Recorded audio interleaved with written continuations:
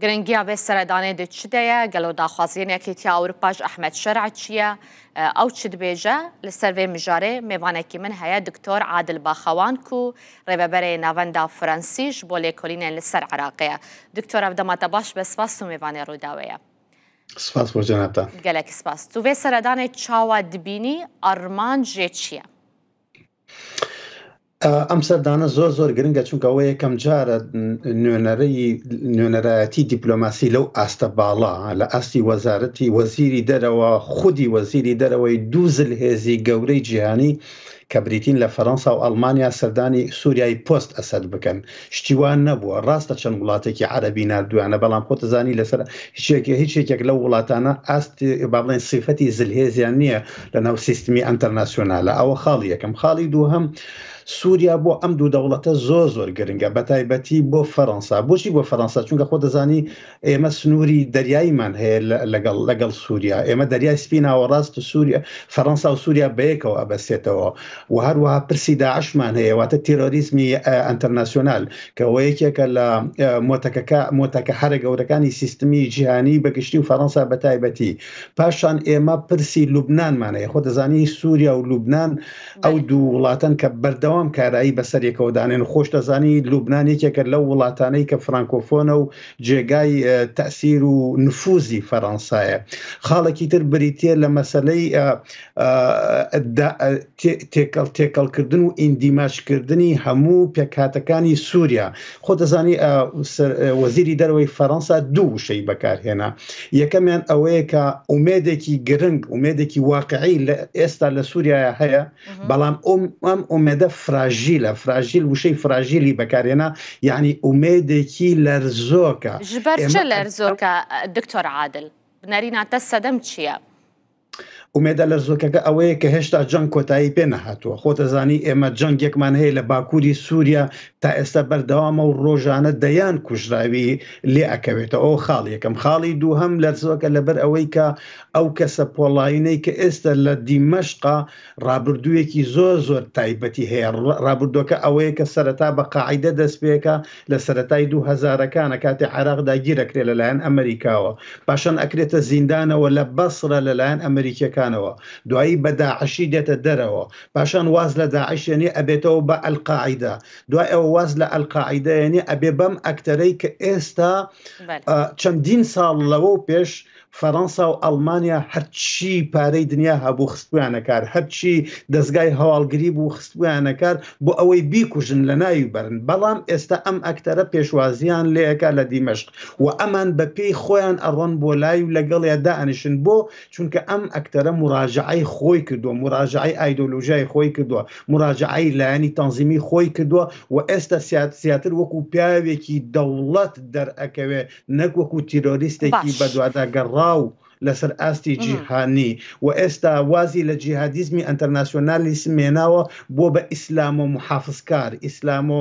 ناسیۆنالیستی کۆنسەرڤاتۆرێک کە زیاتر لە مەسیحی دیموکراسەتی مەسیحی ئەڵمانی ئەکات هەتاوەکو ئەلقاعیدە و داعش. دواتر پرسێکی تریش زۆر گرنگە بۆ ئەڵمانیا بۆ فەڕەنسا بریتێ لە پرسی کۆچبەران. ئەمێ سەرێ پرسێراوەستن دکتۆر لێ باش بەریکو ئەس بەحسا پرسا کۆچبەر و پەنابەران بکەم یەکیتیە ئەوروپا چش ئەحمەد شەرع داخواز دکە مەرج و داخوازیە یەکیتیە ئەوروپا چنە؟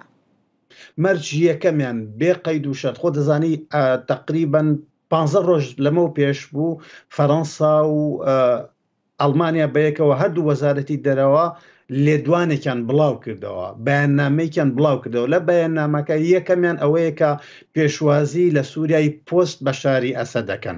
ئەمە خاڵی یەکەم بەلایەنەوە گرنگە وەکو مۆراڵ وەکو ئیتیک وەکو ئەخلاق هەردوو لایەن هەردوو وڵاتەکە خۆشحاڵی خۆیان دەربڕیەوە بەوەی کە دیکتاتۆرێک کۆتایی پێهاتووە. بەڵام لە هەردوو وڵاتەکەش بەیەکەوە ئەڵێن ئێمە ئامادەین مامەڵە بکەین لەگەڵ سووریای پۆست ئەسەدا بە کۆمەڵێک مەرج. هەندێک لە مەرجەکان بڵاو بوونێتەوە لە ڕاگەیاندنا هەندێکیان بڵاو نەبوونێتەوە. ئەوانەی کە بڵاو بووەتەوە یەکێک لەوانە ئەوەیە کە سووریایی پۆست ئەسەد ئەبێ دیموکراتی بێ ئەبێ وشەی ئانکلوزیف بەکارێنن هەردوو لایەن ئانکلوزیف واتە ئەبێت کراوە بێت بۆ ئەوەی هەموو پێکهاتەکان لە خۆی بگرێ ئەوە دوو سێهەم ئەبێ یەکێتی خاکی سووریا ئەمە زۆر گەرەنگە نالین خان گوێمان لێبێ یەکێتی خاکی سووریا پارێزراو بێ ئەگەر گوێت لێبوو بێ وەزیری دەرەوەی ئەڵمانیا ئەسڵەن پێش ئەوەی بگاتە سووریا یەکەم چەند تەسریحێکیدا یەکێک لە تەسریح هەرە مهمەکان هەرە گرنگەکانی ئەوە بوو کە ئەبێ سووریا یەک بخرێتەوە و بە یەکگرتووی بمێنێتەوە و هەروەها وەزیری دەرەوەی فەڕەنسا شووتی ئێمە ئەبێ سیاد هەموو کارێ بکەین بۆی سیادە و سەروەری سووریا بپارێزین هەموو ئەمانە هەمووی مەسیژن بۆ تورکیا ئەنێرێ بۆ ئیسرائیل ئەنێرێ بۆ ئێران ئەنێرێ بۆ رووسیاش ئەنێرێ مەرجێکی تری ئەڵمانیا و فەڕەنسا ئەوەیە کە ئەبێ دەسەڵاتی نوێ هەموو گەرانتێک بدات کە هەلومەرجێکی بابەتی ئامادە نەبێ بۆ ئەوەی تیرۆریزمی ئەنتەرناسیۆنال دروست ببێتەوە ئەم سێ خاڵە سێ مەرجی زۆر سەرەکین ئەبێ بەشداری بکە دووهەمیان سووریا ئەبێ دیموکراسی بێ سێهەمیان ئەبێ سووریای پاش ئەسەد نەبێتەوە بە سەرزەمینی تیرۆریزمی ئەنتەرناسیۆنال دکتۆر تەگوت یە ئەشکەرە هەنە یعنی ئەو شەرت و مەرجێن و هاتنە ڕاگهاندن و یەنکو نەهاتنە ڕاگهاندنجی هەنە ئەوەکە چ؟ ئۆکەی ئەوەی کە نەوتراوە بۆ نمونە لە تەسریحەکە لە لێدوانەکە نەوتراوە ئەوەیە کە خۆتەزانی کۆمەڵێک ئەڵمانی و کۆمەڵێک فەڕەنسی تا ئێستاش بەشێکی گرنگیان لە ڕیزەکانی هەیئەی تەحریری شامە جیهادیان کردووە و لە ئەڵمانیا و لە فەڕەنسا داواکراون و پەتە تیرۆریست پێناسەکراون و تا ئێستاش لە بیرت نەچێ هەیئەی تەحریری شام هەر لەسەر لیستی تیرۆریستە هەرچەند ئەگەر بێت و هەیئەکەش دەربهێنرێ لە لیستی تیرۆریستی ئەو ئەڵمانیا و فەڕەنسیانەی کە لە ڕێزی ئەوانن گریمانەی دەرهێنانیان وەکو زات لە لیستی تیرۆریستی زۆر لاوازە ئەمە یەکێکە لەو پرسانەی کە فەڕەنسا و ئەڵمانیا بە وردی لەگەڵ دەسەڵاتی نوێی سووریا باسی ئەکەن خاڵی دووهەم بە سەدان فەڕەنسی و ئەڵمانیمان هەیە کە ئێستا داعشن و لە زیندانی ڕۆژ و ئەلهۆلان و ئەمەشێکێکە لەو مەلەفانەی کە زۆر گرنگە بۆ فەڕەنسیەکان و بۆ ئەڵمانیەکان کە ئەبێ گفتوگۆیان لەگەڵا بکەن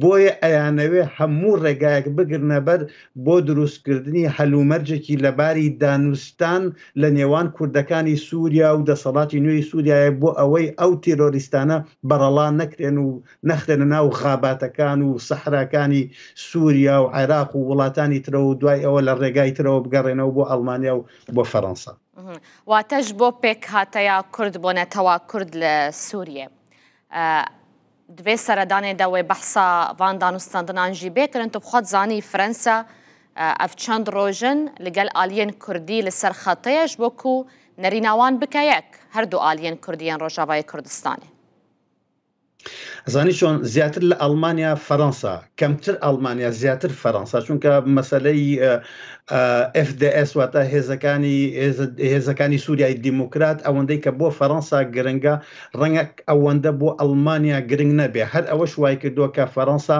لە دوو ئاستا ئێستا دەستێوەردان بکە یەکەم لە ئاستی پەیوەندیەکانی نێوان کورد و کورد خۆتەزانی لە هەولێر زۆر هەوڵدراوە بۆ ئەوەی هەرچۆنێک بۆ گوتارێک و حیکایەتێکی یەکگرتووی کوردی لە بەرامبەر دیمەشقی نوێیە دروست بکرێ هەرچەند تا ئێستا دەرەنجامی نەبووە بەڵام هەوڵە فەڕەنسیەکان بەردەوامن ئەوە یەک دووهەمیش تەنانەت لە سووریاش هەر بەرداوامە لەسەر خاکی سووری دووهەمیش لەسەر ئاستی کوردی سووریا و تورکیا ڕەنگە ئەمە کەمتر ڕووناکی خراپێتە سەر فەڕەنسا ڕۆڵێکی زۆر ئەکتیڤ بینێ بۆ ئەوەی گرفتەکانی نێوان کوردەکانی سووریا و جمهوریەتی تورکیا یاخود لای ببا یاخود تەواو هێور بکاتەوە لەم دوو ئاستا فەڕەنسا تا ئێستا هاتوۆتە پێشەوە ئێستا ئاستی سێمیش دەست پێەکە ئاستی سێم بریتە لە گفتوگۆی پرسی کورد لەگەڵ ئەحمەد شەرع بەڕاستەوخۆ من هیچ گومانم نییە کە فەڕەنسا و وەزیری دەرەوەی فەڕەنساکە یەکێکە لە دۆستە مێژوویەکانی کورد ڕەنگە وەکو پێویستە ئەمە نەناسرابێ بەس ئەو بەڕاستی یەکێکە لە دۆستە مێژوویەکانی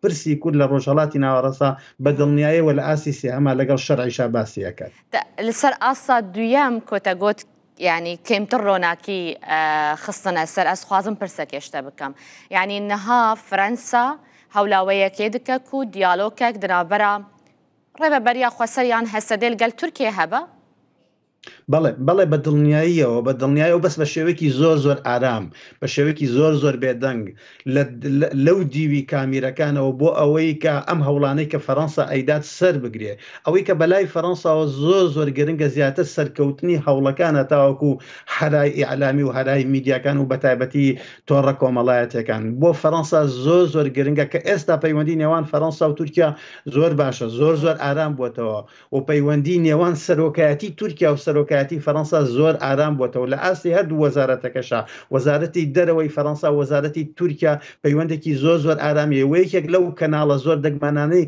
کە وەزیری دەرەوەی تورکیا حەکان فیدان چاوپێکەوتنی بێ فرۆنس 24 بوو. ئەمە خۆی بۆ خۆی مەسیژێکە بۆ ئارامبوونەوە و نەرمبوونەوەی گرژەکانی نێوانیان. فەڕەنسا ئیستیفادە لەم ئارامبوونەوە ئەکات بۆی بتوانێت ڕۆڵێکی پۆزتیڤانە ببینێ بۆ ئاساییکردنەوەی پەیوەندەکانی نێوان کوردی ڕۆژئاوای کوردستان و تورکیا و زانیارێکیشت پێ بدەم، بەڵام زۆر من بە ناو تەفاسیلەکانی باشە. هەرێمی کوردستانیش لە ئاسی یەکجار باڵا دەستی هەیە لە دروستکردنی ئەو دانوستانەی کە ئێستا لە نێوان ئەو دوو زلهێزەیە بەڕێوە ئەشێ لەسەر داهاتووی کوردستانی سووریا. دنابەرە کوردان لە ڕۆژاوای کوردستانی و تورکیە دەمەبەستاتە.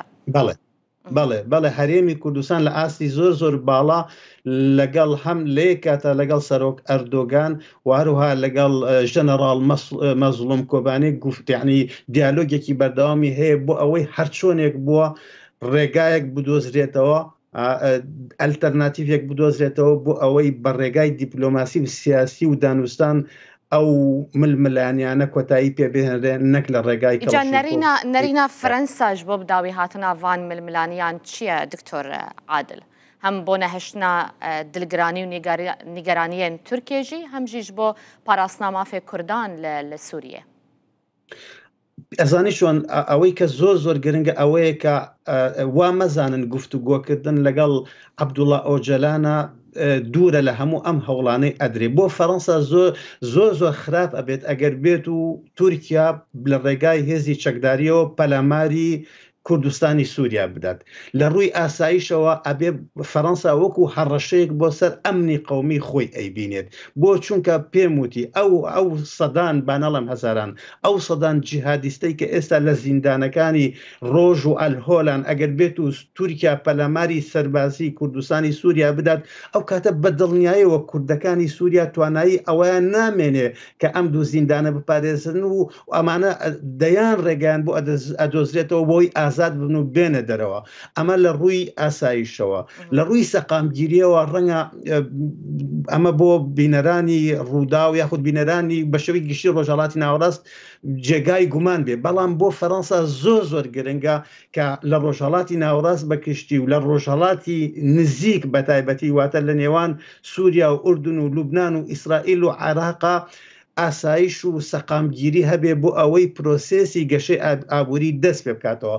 خاڵێکی تریش ئەوەیە کە تۆ ئەگەر بێت و جەنگێکی تر دروست ببێ بە کورتی ناڕۆمە ناو تەفاسیلەکانی لە نێوان تورکیا و کوردەکانی سووریا، ئەوە دیسانەوە بە هەزاران هەزار کەس با نەڵێ ملیۆن کەس ڕێگای کۆش و کۆچبەری ئەگرنە بەر. ئەمەش خۆی بۆ خۆی فەڕەنسا و ئەوروپا بە شێوەی گشتی وەکو هەڕەشەیەک لەسەر خۆی ئەزانێ. هەموو ئەمانەوە ئاکەن کە فەڕەنسا بەرژەوەندێکی زۆری هەبێت کە ئەو شەڕە دروست نەبێ لە نێوان تورکیا و کوردستانە بە پێچەوانەوە بە شێوەیەکی دیپلۆماسی چارەسەر بکرێت. دکتۆر عادل منژبیر نەکرێت تا خواست و بەحسا پرسا کۆچبەر و پەنابەران بکە و گرنگیە ئەوێ پرسێ بۆ فەرەنسا و ئەڵمانیا و باندۆراوێ لە سەرڤێ سەردانێ بکی. توڤەیەکێ چاوات بینی باندۆرەکە چاوا بکە. ئەستا هەم لە ئەڵمانیا هەم لە فەڕەنسا ئەوە زیاتر تقریبان لە 7.5 چەندین بزوتنەوەی سیاسی و بزوتنەوەی کۆمەڵایەتی دروست بوون کە باس لەواکەن ئەڵێن ئەگەر کاتێک ئێمە باوەشمان بۆ سووریەکان کردەوە بە ملیۆن، ئەوەیە کە ڕژێمێکی دیکتاتۆری لە سووریا هەبوو. ئەوە بوو کە بەشاری ئەسەد بوو هەموو وڵاتەکەی کردبوو بە زیندان. ئێستا کە بەشار ڕۆشتووە ڕێک هەمان گوتارە لە کاتی کەوتنی سەدام حوسێنە بەرامبەر عێراقیەکان کاتی ئەوە هاتووە کە هەم ئەڵمانیا و هەم فەڕەنسا ئیتر مافی ئەو پەنابەریە لە پەنابەرە سوورەکان بسەنێتەوە و بیان نێرێتەوە، یعنی بە گروپ بیان نێرێتەوە نەک بەتاک، یعنی بە هەزاران هەزار ناچاریان کە بۆی بگەڕێنەوە بۆ وڵاتەکەی خۆیان. بەڵام لە هەمان کاتە دەوڵەتی ئەڵمانیا و دەوڵەتی فەڕەنسا چوارچەوەی یاسایی هەیە، بە پێی یاسا کاتێک ئەوراق بە کەسێک ئەدرێت ناتوانانی لی بسەنێتەوە با وڵاتەکەشی دیکتاتۆرێت کۆتایی هاتبێ. بەس گرفتەکە لە چیە؟ گرفتەکە لەمان نییە، گرفتەکە لەوایە کە هەڵبژاردنەکان بەڕێون چ لە فەڕەنسا چ لە ئەڵمانیا. ئەم دیسانەوە پرسی کۆچ و کۆچبەرانی سووریا ئەبێ بە وەرەقەیەکی زەخت بە پاڵەپەستۆ لەلایەن بەشێکەوە لەسەر بەشێکی تر و کۆمەڵێک ئەکتەر تیا ئەدۆڕێن، کۆمەڵێک ئەکتەر لە ڕێگایەوە سەراکەون. بۆیە پێم وایە ئەما یەکێکە لەو ئیشکالێتە گرنگانەی کە ئێستا فەڕەنسا و ئەڵمانیا ڕوبەڕووی بوونەتەوە. گەلێکی سپاس دکتۆر عادل باخەوان، ڕێڤەبەرێ ناوەندا فڕەنسیش بۆ لێکۆلینێن لەسەر عراقێ لەسەر ڤان زانیاری و شرۆڤەیەن و تەدانەمە. گەلێکی سپاس بۆتە. گەلێک سپاس.